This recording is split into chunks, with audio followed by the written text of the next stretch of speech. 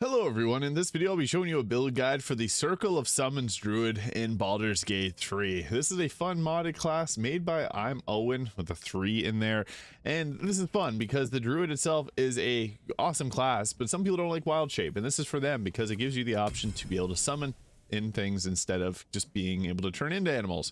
And for the cantrips that we'll be going with, we'll stick with Thorn Whip and Shillelagh here, or Shillelagh, and I'll also be covering gear as well as a combat tutorial in this video. So for our stats, 16 dexterity roughly is what we're going to roll with, and then 14 constitution. We can go with 10 intelligence or 10 strength, 16 wisdom, and 10 charisma. So stats like this look good.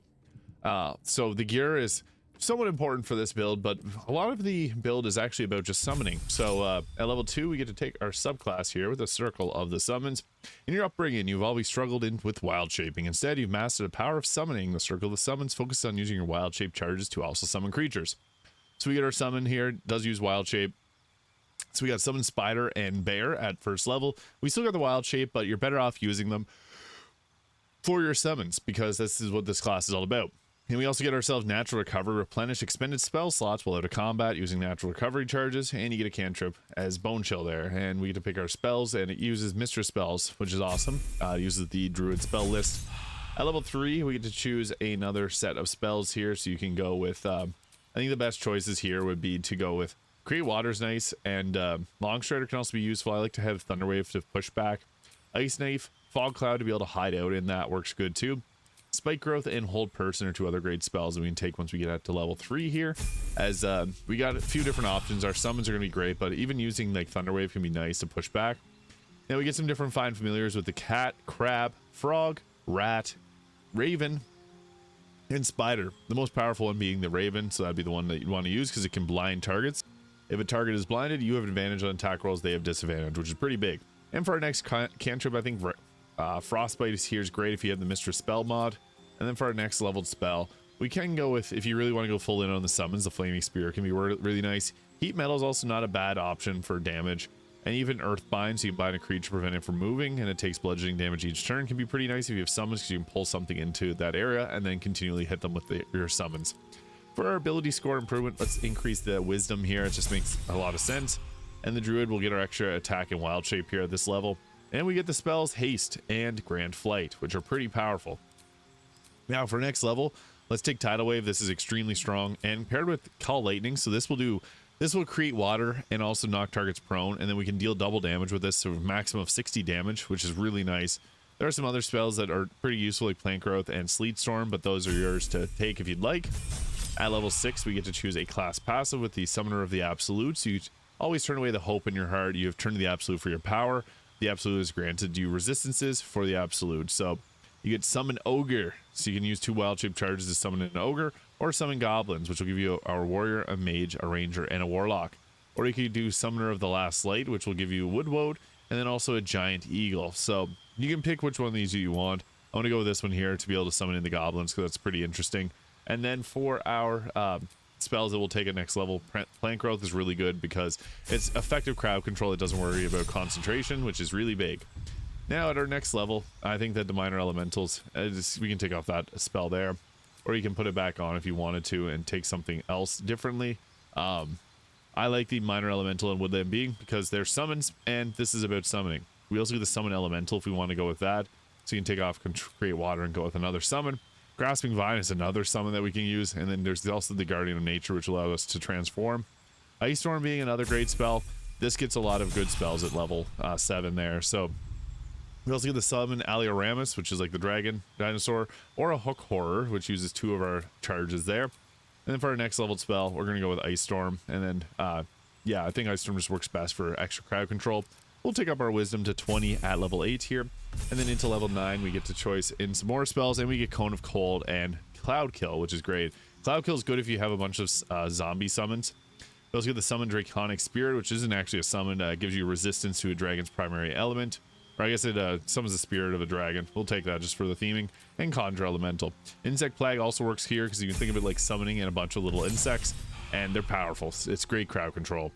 Improved Wild Strike. So whenever we're in wild shape, we can do 3 attacks. And we also get the Nature's Ward. Can't be charmed or frightened by elementals or fae. And we'll also get another cantrip. We'll go create bonfire, even though it requires concentration. It just fits with the theming of this. And then we'll go with insect plague here. Maelstrom is nice too, but insect plague is, again, like multiple summons.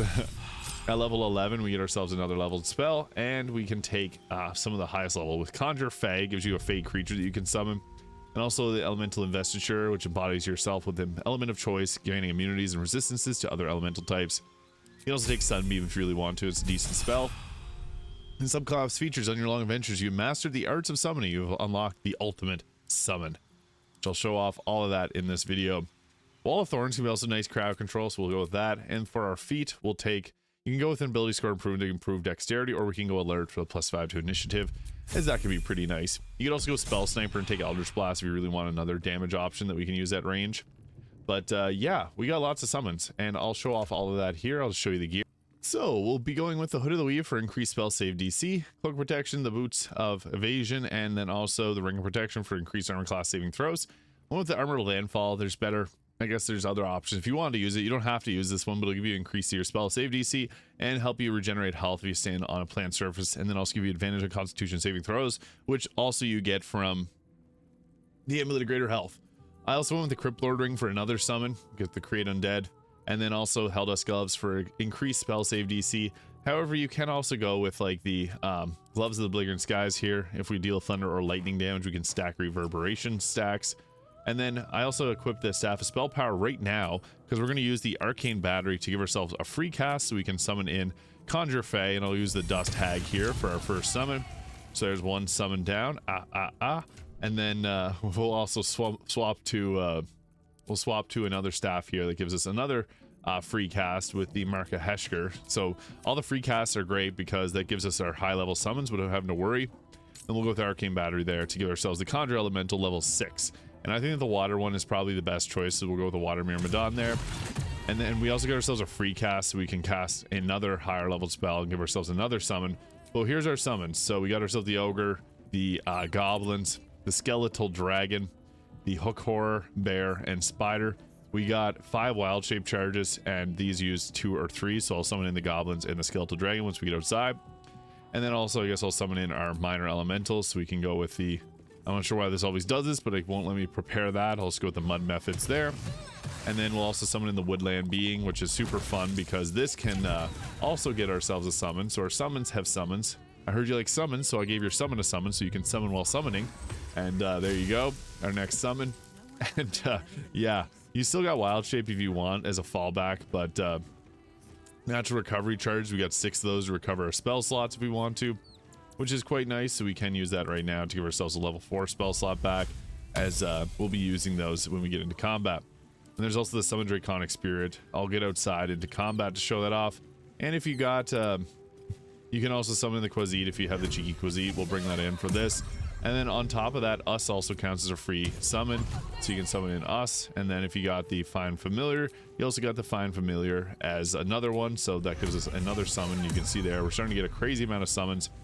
And then I'll just leave camp to show off what we can do with the rest of our summons, because there's quite a few of them here. But that's what's fun about this class, is all the extra friends that you can bring into combat with you.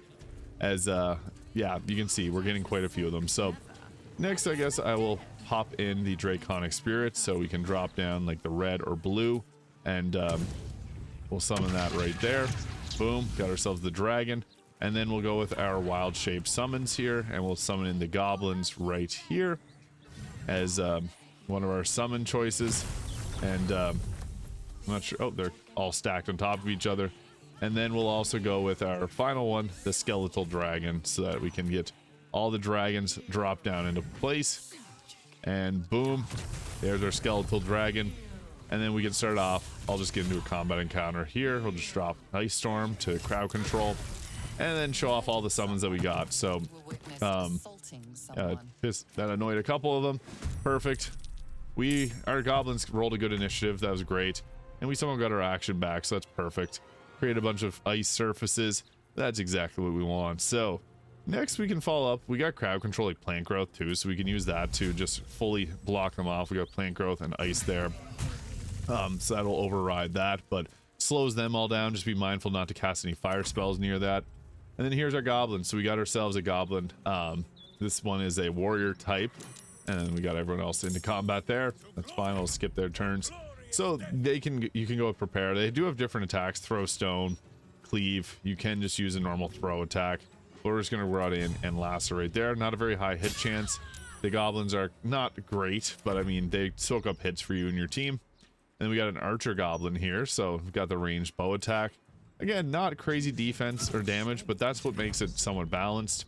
We got ourselves our water myrmidon here, which is pretty effective, so we can use this to also attack and drop down our explosive icicles. So we'll try and hit 3 with 1. Perfect. And boom, boom, boom. Nice, a little bit of ice damage there. And we'll skip our teammates' turns and hope for that we can go again here. So we have a lot of summons. I think this is the most summons that you can get with a class without going into like the Dread Overlord and using a bunch of zombies. But yeah, you got your skeletal dragon there, which is quite strong. We're all grouped together, so we're volley friendly. Everyone wants to use their volleys on us. That's just, I guess, nature of this class. You're gonna have a lot of things to take attacks. Our Dryad's almost down. The Dryad's nice because it can also use spike growth for our team, which is great. We also have our little us here. This is not part of the class per se, but it's pretty fun, so I'll use that there. And just, I guess, not enough movement speed. We'll send our turn. That's fine. We got the hag too. So the hag is from the mistress spells, and it's got some fun attacks. So hypnotic pattern will drop right there, and hypnotize a couple of them. Perfect. Spike growth. Then we got our woodwoad, the blue draconic spirit, dryad, and then we can finally use our summon skeletal dragon. The skeletal, pretty fun. There's our woodwoad. It's in a rough spot right now because I guess our mud methods got exploded, so they didn't last too long. But we can create vine surfaces with the woodwoad, which is nice because that's just crowd control that we can get for free. So we'll take it. We got counterspelled, which is good. I'd rather my summons take our counterspell away. Here's our dragon. So we got the lightning breath here, which is tricky to use because it's gonna hit and you can't really move it around that well. It hurt me, but we took one of them out, and that lightning made lightning water, which removes our plant growth, unfortunately. But that's part of the business, I guess. And then we can also drop down a spike growth, which would override that kind of. So I guess I put this back here. The dryad likely won't last too long, so I'll put it in, out of harm's way. Boom, spike growth. That hurt Shadowheart. I'm sorry, Shadowheart. You can see there's a lot of enemies that we're fighting against, and this is going to be probably cause a little lag if you're playing on like consoles or not a high-end PC, just due to the sheer number of enemies. I'm also in Act 3, so that is something to obviously keep in mind. Another goblin. This is the goblin warlock, so it's got eldritch blast, which is nice, and I'll use that there. We got a high chance of hit there. Critical hit, only did 10 damage. And here's our dragon. So the skeletal dragon has a multi-attack. It's got lightning breath. It's got fearful presence, so we can apply fear to targets. The lightning is quite strong. I don't know where all these targets came from, but it's lost its ability to do that. Okay, we'll just blast it there. That's fine. This would normally do a lot more damage, but we're working with what we got because it wouldn't let us target there. Starting to get pretty laggy. I'm not sure where it keeps summoning more targets in for us to fight, but it's probably trying to balance the fight out by giving us more targets. But yeah, you get an idea of what all the abilities do because there's a bunch of different summons. The dragon's quite powerful. We got 2 dragons on our side. It's quite hard to see everything. It's like we're kind of hidden in the mists here because there's just so many summons and different attackers. We still have one of our mud methods, I guess, right here because the other one exploded and created a mud surface. There's difficult terrain, but yeah, this is going to be quite laggy because everyone's going to take their turns and slowly go. So I guess that is the Circle of the Summons Druid mod class in Baldur's Gate 3. Let me know your thoughts in the comments. Hit the subscribe button below if you haven't already. Thanks so much, and I'll see you all in the next one.